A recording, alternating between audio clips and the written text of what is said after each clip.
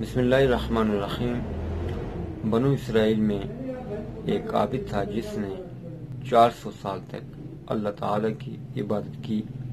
ایک دن اس نے کہا، اے خدا، اگر اس پہاڑ کو پیدا فرمایا نہ ہوتا تو لوگوں کے آنے جانے اور سیر و سیاحت کرنے میں بہت آسانی ہوتی۔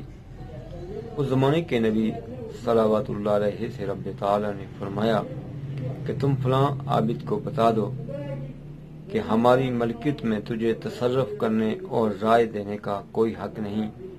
اب چونکہ تو نے یہ گستاخی اور جرت کی ہے تو سن کہ تیرا نام نیک بختوں کی فہرست سے خارج کر کے نافرمانوں اور بدبختوں کی فہرست میں لکھتا ہوں۔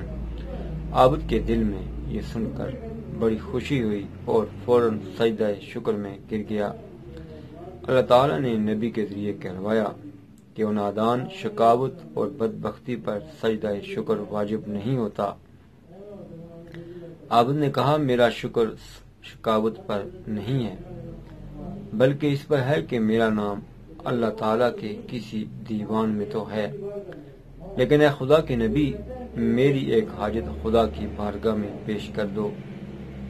نبی نے فرمایا، کہو کیا ہے؟ اس نے کہا، خدا سے عرض کرو کہ اب جب کہ تو نے میرے لیے دوزخ میں جانا ہی مقرر کر دیا ہے تو اتنا کرم کر کے مجھے ایسا بنا دے کہ تمام موحد گناہگاروں کے بدلے میں صرف میں ہی گناہگار ٹھہروں تاکہ وہ سب جنت میں جائیں۔ فرمان الہی ہوا کہ اس عابد سے کہہ دو کہ تیرا یہ امتحان تیری ذلت کے لیے نہیں تھا، بلکہ لوگوں کے سامنے تیرے اظہار کے لیے تھا۔ اب بروز قیامت تو جس کی شفاعت کرے گا میں ان سب کو جنت میں بھیج دوں گا۔